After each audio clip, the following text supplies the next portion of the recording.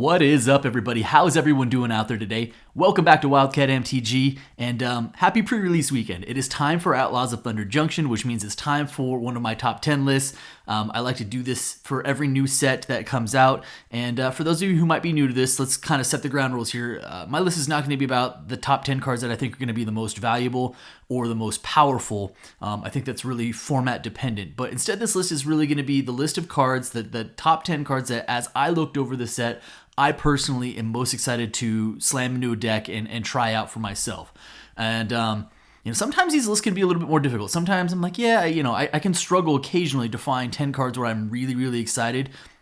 That was not the case for this set. In fact, I had a really hard time paring down the list to 10 cards. And there's a couple things in play here, right? So for Outlaws of Thunder Junction, we have the main set, and then we're getting two bonus sheets as well. Now, one of them is going to be breaking news, and that's going to be reprint cards are going to be not standard legal. The other one is Big Score, and while Big Score does have some reprints on it, they will all be standard legal cards, and it brings also a lot of new cards. So between the bonus sheet and between the main set, I really had a difficult time paring it down to 10 cards.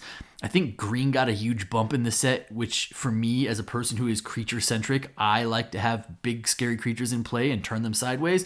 And I think that this set has a lot of that. So with that being said, why don't we go ahead and just jump on in here.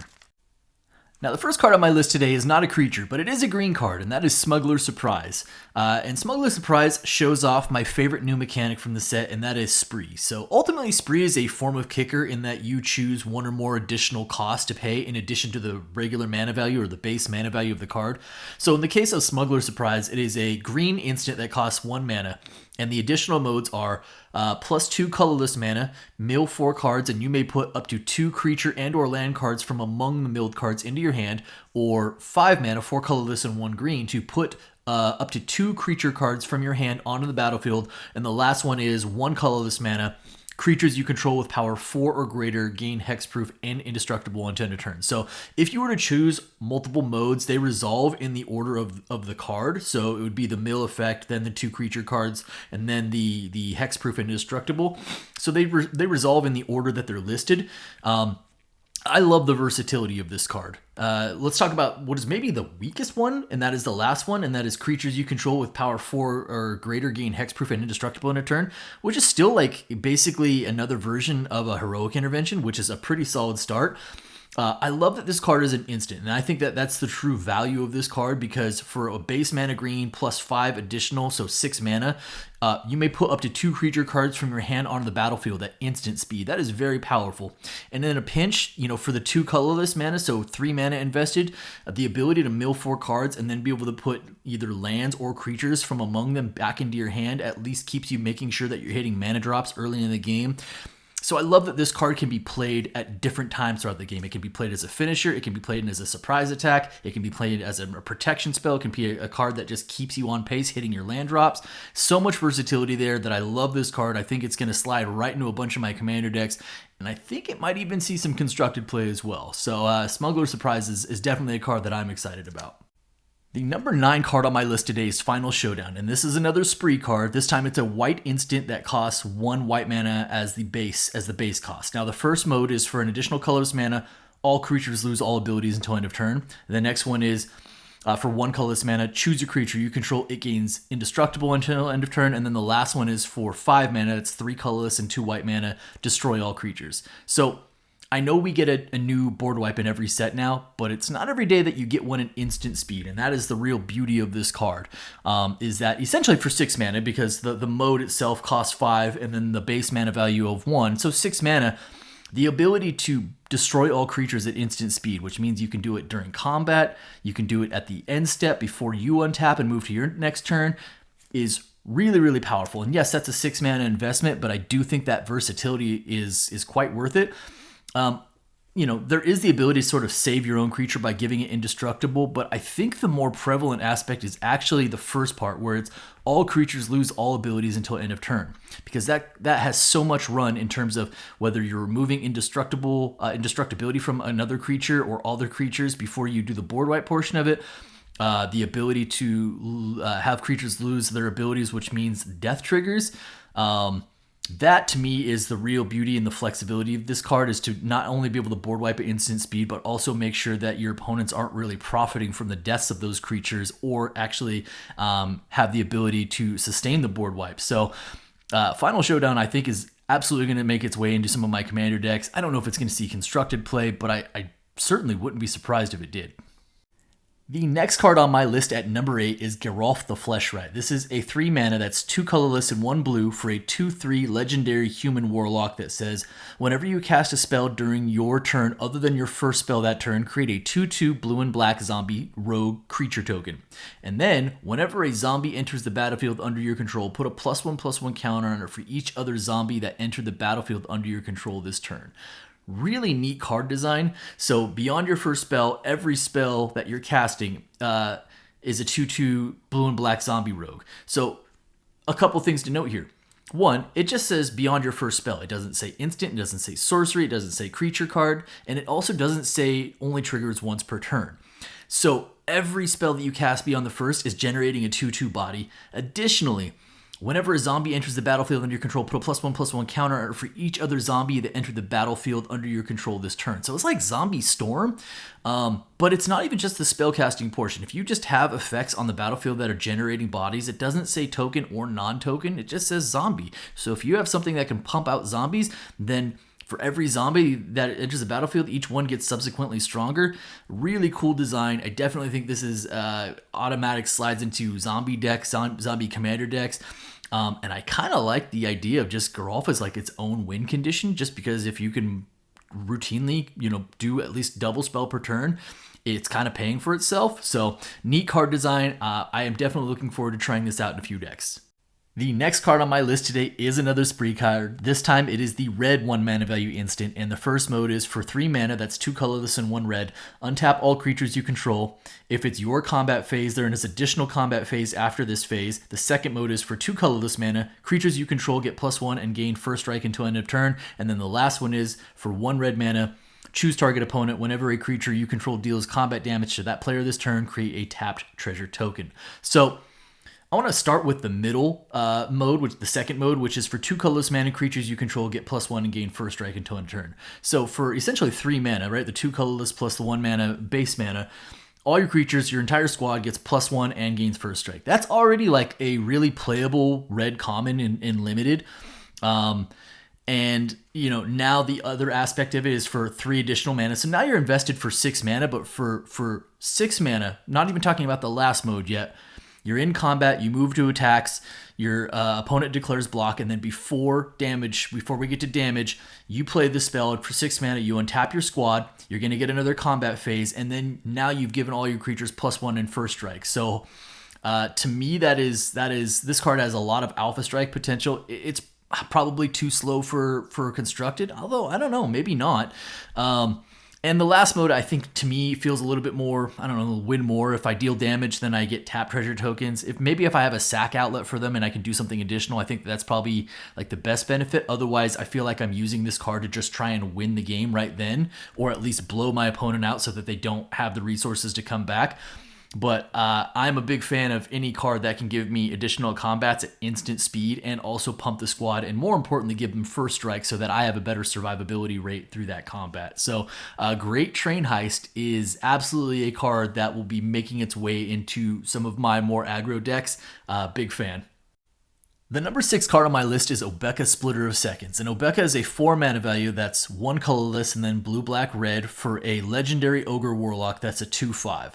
Now, Obeka has Menace and then says whenever Obeka, Splitter of Seconds deals combat damage to a player, you get that many additional upkeep steps after this phase. So immediately the thought process goes into what is the most abusable thing we can do with additional upkeeps. And I know a lot of other channels have talked about this already, but this card really takes advantage of the court cycles from the Commander Legends and from, more specifically, I think, Wilds of Eldraine. So cards like Court of Vantress or Court of Embrith, those cards that have a Monarch trigger, right? So Obeka deals combat damage and is a little bit harder to block because it requires Menace. It requires 2 blockers because it has Menace.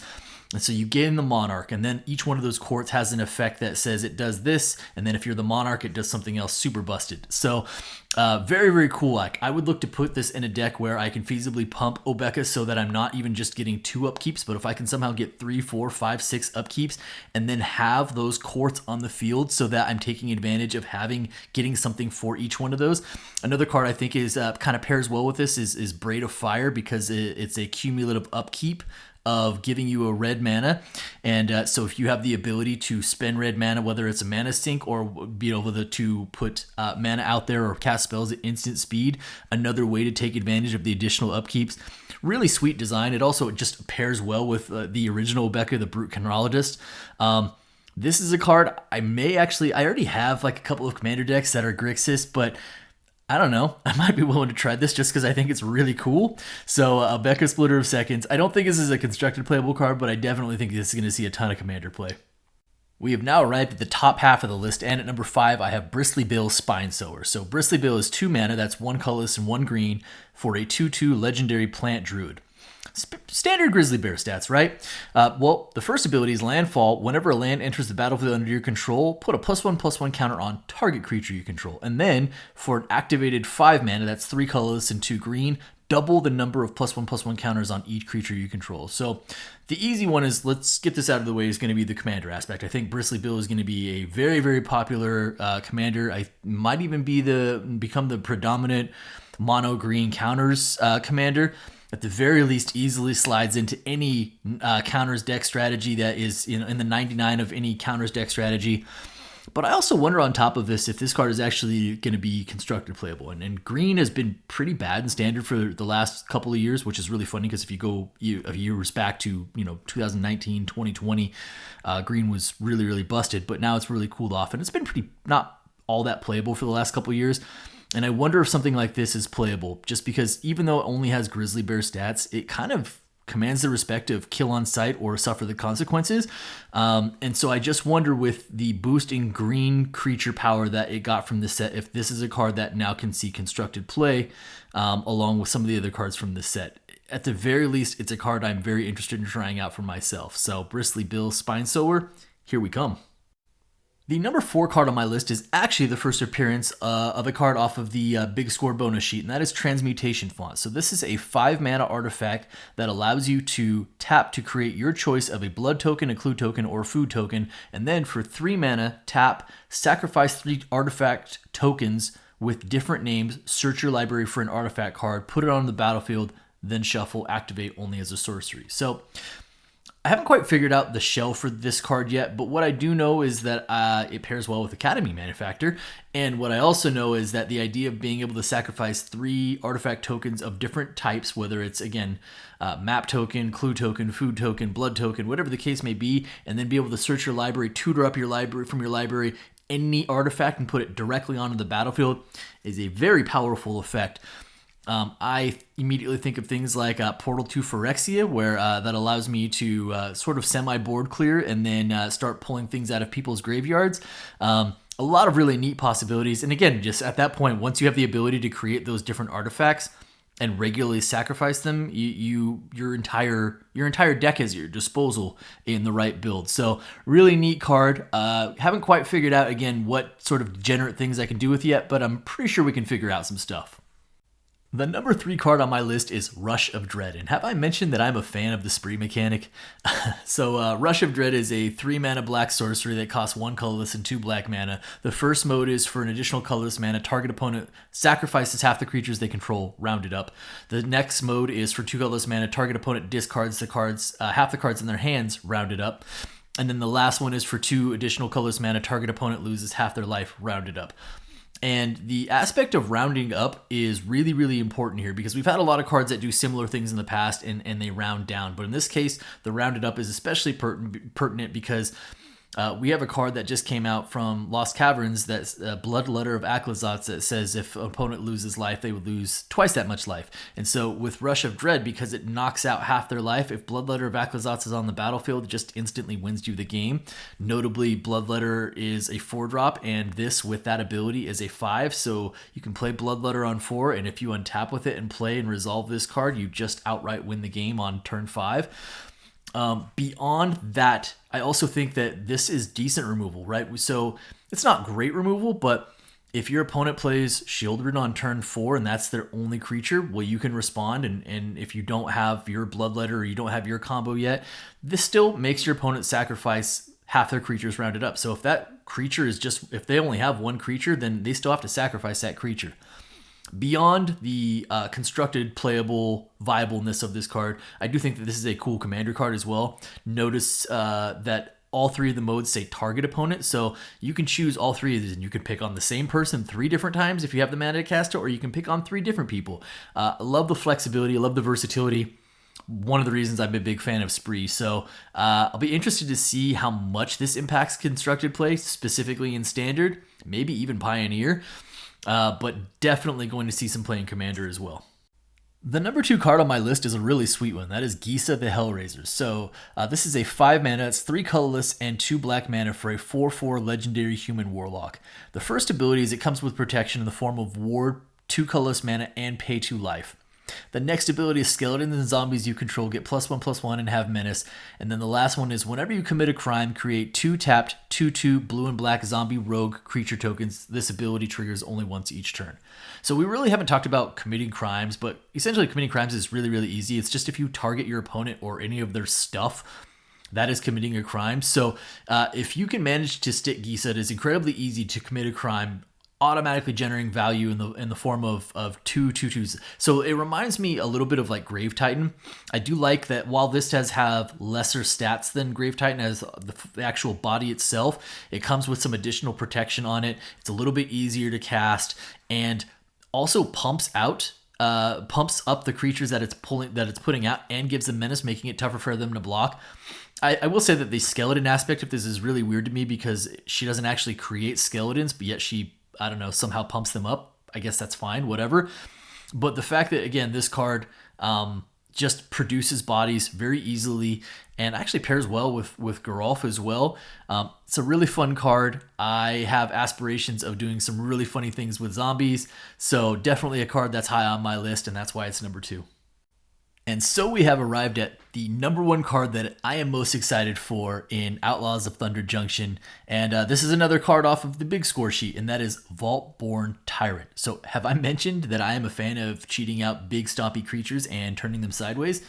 This card does a lot of that. So Vaultborne Tyrant is a 7 mana that is 5 colorless and 2 green for a 6/6 dinosaur. Trample, whenever Vaultborne Tyrant or another creature with power 4 or greater enters the battlefield under your control, you gain 3 life and draw a card. Whenever Vaultborne Tyrant dies, if it's not a token, create a token that's a copy of it, except it's an artifact in addition to its other types. So for me, this immediately slides into like my Indominus Rex deck or any really reanimator deck.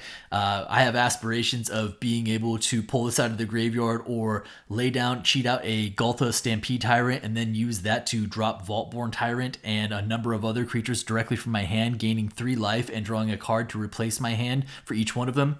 Or late game, doing Living Death and pulling Vaultborne Tyrant out of the graveyard onto the battlefield along with the rest of my graveyard. It just speaks to me. This is a card I absolutely love. I love the fact that it actually has a death effect and just makes a copy, so it's not that easy to get rid of as well. Really sweet card. What can I say? I love big stompy creatures. So that's it for me. That is my top 10 list. And now I would love to hear from you guys. What are the cards that you guys are most excited for from Outlaws of Thunder Junction? Please tell me about them. I want to hear about them in the comments. That's going to do it for me today. If you guys enjoyed the video, do me a favor. If you're not subscribed already, hit the subscribe button for me, hit the like button for me. By all means, drop me some comments. I appreciate each and every one of you. Thank you so much, everybody. And again, happy pre-release weekend.